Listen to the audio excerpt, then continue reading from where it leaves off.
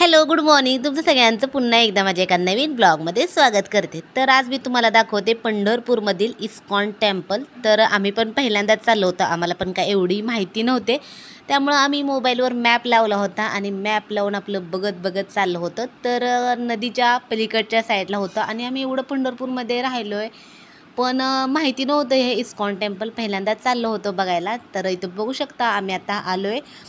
तर गाडी आतमध्ये घेऊन आलो होतो, तर ते म्हणले पार्किंगला बाहेर लावायची, त्यामुळे ते नंतर बाहेर गेले.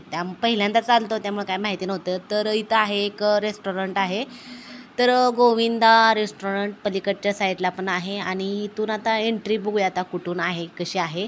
आता ते गेले ते गाडी लावाय, तोपर्यंत मी मस्त असं इथून व्हिडिओ काढला. इथं आहे सिंह. तर छान छान फोटो काढायचे होते. संचितला म्हटलं फोटो काढूया, तर संचितच्या आमच्या गडबड नाही जायचंच पुढं. एकदम मस्त होतं. आम्ही तर पहिल्यांदा चालतो आणि खरं म्हटलं तर आम्हाला एवढं माहिती पण नव्हतं. आमची इथली शेजारची मुलगी आहे, ती मला म्हणली होती इथं इस्कॉन टेम्पल आहे, तू गेलते का बघायला? तर नाही म्हणलं. मग त्यांना मी म्हणलं चला आपण जाऊया, आणि माहिती नव्हतं कसं आहे. आणि अचानक प्लॅनिंग झालं. जवळपास घरातून निघायलाच एक 5:30 पावणे 6 झाल्या. पटकन तयार झालो आणि मग आता आलो होतो. तर इथं मंदिर वगैरे आहे, मंदिरामध्ये पण इथं मंदिर आहे, तर गर्दी वगैरे होती मंदिरामध्ये. नंतर म्हणलं मंदिरात निवांत जाऊया. आता पहिलं जायचं होतं नदीकड, त्यामुळं आता नदीकड जाऊन बघूया कसं आहे काय आहे. एकदम छान होतं. आणि तसं पण असं फिरायचं वगैरे असेल ना, तर मला संध्याकाळच्या वेळेसच बरं वाटतं फिरायला. तर इथून असं सरळ जायचं होतं. आणि जे कोण म्हणजे आता वारीची वगैरे भरपूर गर्दी असते, तर वारीमध्ये पण इथं राहायला वगैरे सोय आहे. मग इथं जे काय तुम्हाला वेगवेगळ्या प्रकारच्या विठ्ठलाच्या मूर्त्या, अजून पण देवाच्या कुठल्या कुठल्या मूर्त्या होत्या, तर ते नंतर वेगवेगळ्या प्रकारचे कापूर, ऊद, धूप, अगरबत्ती, असं बरंच काय काय होतं. इथून आतमध्ये पण मंदिराकडे जात होतं, पण आम्ही गेलो नाही. आता नंतर ज्यावेळेस थोडासा प्रॉब्लेम होतो, त्यामुळे आता गेलो नाही आम्ही मंदिराकडे. आता नंतर ज्यावेळेस कधी येईल तेव्हा मंदिरात जाणार आहे. नंतर इथं एकदम भरपूर अशा इथं गाय होत्या. आणि हे मग इथं ज्यांना कोणाला गायला काय खायला वगैरे द्यायचं असेल, तर इथून हे ताट विकत घ्यायचं आणि द्यायचं. नंतर इथं लहान मुलांसाठी गार्डन पण होतं. तर आता गार्डनमध्ये नंतर जाणार आहे. पहिल्यांदा बघून घ्यायचं. एकदम मस्त असा संध्याकाळचा व्ह्यू होता, सनसेट व्हायला लागला होता. इथे छान असं गार्डनमध्ये मुलं वगैरे खेळत होते.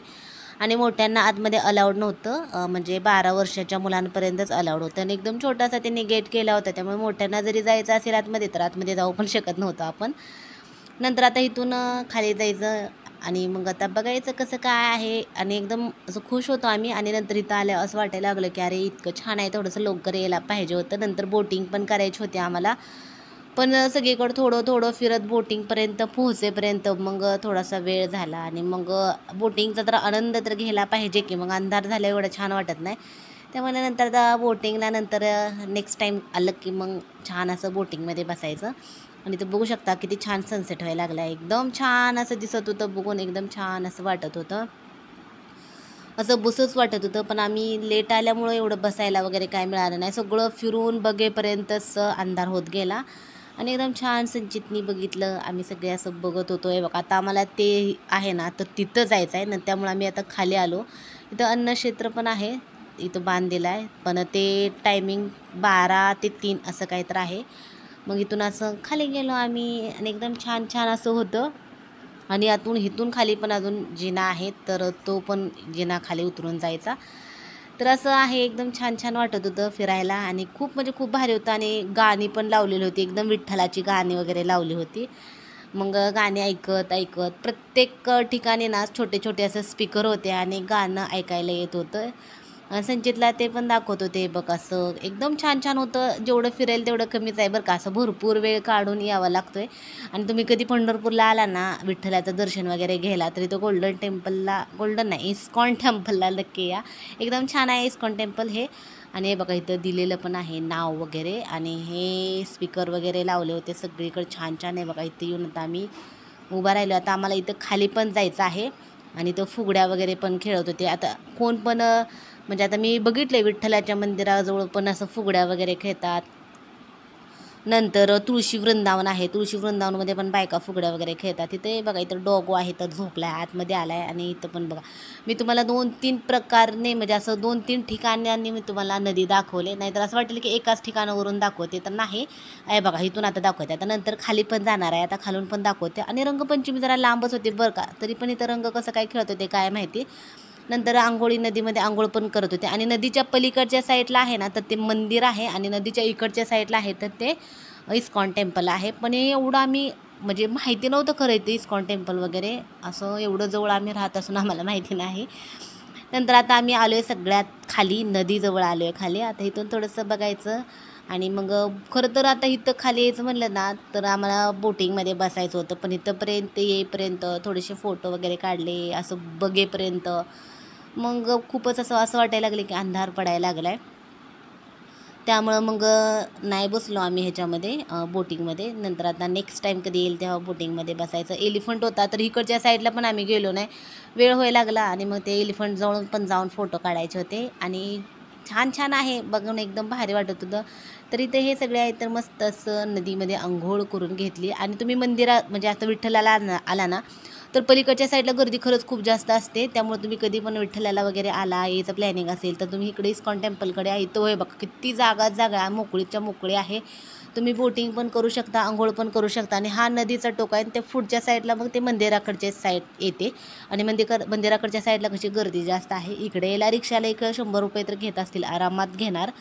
आम्ही 2 व्हीलरवर आलो होतो. नंतर इथं आम्ही आलो आणि मग इथे विचारलं पण आम्ही रेट काढला किती घेणार बोटिंगला. आम्ही तिघंच होतो, मग 300 रुपये म्हणत होते, तरी ते म्हणत होते 200 रुपयेमध्ये नेतो. पण आणि मग ते फेरीला म्हणले की 15-20 मिनटं लागतील म्हणलं. मग एवढ्या वेळात मग अंधार पडेल, मग त्यामुळं मग नकोच म्हणलं. नंतर आल्यावर बसूया. त्यामुळे आम्ही छान छान फोटो वगैरे काढले. आणि आता चाललो आहे आम्ही रिटर्न महागारी. नंतर घरी जाईपर्यंत ते वेळ होतोय, त्यामुळे आपलं चाललं होतं हळूहळू जायचं. आणि इथं बघू शकता आताही नंतर इथं इस्कॉन नेलं होतं. आणि छान छान होतं असं एकदम. नंतर संचितला, आणि खरं तर ना संचितच्या आमच्या गार्डन बघितलं होतं, आणि तिथं गार्डनमध्ये खेळायची सगळ्यात जास्त गडबड सुरू होते. नाही नाही मला गार्डनमध्ये खेळायचं आहे, चल चल चल. त्यामुळे त्यांनी तिथं आतमध्ये एवढं फिरूच दिलं नाही. तर लहान मुलांचं असं काही खेळायचं असेल ना आणि आपण कुठं तर गेलो ना तर ते त्यांना खेळायचंच पहिलं असतं. इतकी गडबड होते ना, तर मी तुम्हाला मगाशी सांगितलं त्यांना मोठ्यांना अलाउड नव्हतं. आणि छोट्यांसाठी खूप म्हणजे खूप छोटासा असा गेट केला होता. आणि त्याच्यातून इतकी गडबड संचित करत होता ना, त्या गडबडीत त्याच्या कपाळाला ते लागलं. हे बघा, हे आता कसं आहे, याला काय म्हणतो आपण, लोखंडाचा रॉड आहे ना, तर तो रॉड लागला होता त्याला. एवढा लागला आहे तर ते राहिलं, निवांत खेळत बसला होता. आम्ही पाण्याची बॉटल वगैरे कायच आणली नव्हती, त्यामुळे फिरून फिरून खूप जास्त तहान लागली होती. संचित म्हणत होता मला आईस्क्रीम खायचं आहे, आणि आमची नुकतीच ॲनिव्हर्सरी झाली होती. मग त्यामुळं केक वगैरे होता, आणि मग गोड खूप जास्त खाल्ला होता, त्यामुळे नको म्हणलं आईस्क्रीम वगैरे खायला. तहान लागली होती, त्यामुळे पाण्याची बॉटल एक घेतली. आणि बघू शकता एवढं सगळं होतं तोपर्यंत आम्हाला बऱ्यापैकी अंधार झाला होता. नंतर मग पाणी वगैरे पिलो, थोडंसं बसून शांत. असं म्हणतात की देवाच्या दारात आल्यावर थोड्या वेळ बसायला पाहिजे, त्यामुळे थोड्या वेळ आम्ही बसलो, पाणी वगैरे पिलो. मग नंतर आता जायचं घरी. घरी जायला काही जास्त वेळ लागत नाही, नदीच्या इकडच्या साईडला आहे. त्यामुळे तुम्ही कधी आला ना तर एकदा नक्की या, वेळ काढून. एकदम भारी आहे, एकदम छान आहे, एकदम प्रसन्न असं वाटते. आणि आलं की असं वाटते की थोड्या वेळ बसावं इथं. मला खरं माहिती नव्हतं, माझी मम्मी पण ह्याच्या अगोदर आली होती 3-4 दिवस. तेव्हा माहिती असतं तर मी मम्मीला नक्कीच घेऊन आली असते इथं. पण थोडंसं लेट झालं माहिती, त्यामुळे बघू आता नंतर कधी आली तर तिला न्यायचं, दाखवायला येतं. आणि आम्ही पण अधूनमधून येत जाऊ. आता छान वाटते बघायला, फिरायला, मन प्रसन्न होते असं एकदम छान. चला, व्हिडिओ कसा वाटला तुम्हाला नक्की सांगा. आणि चला तर मग बाय.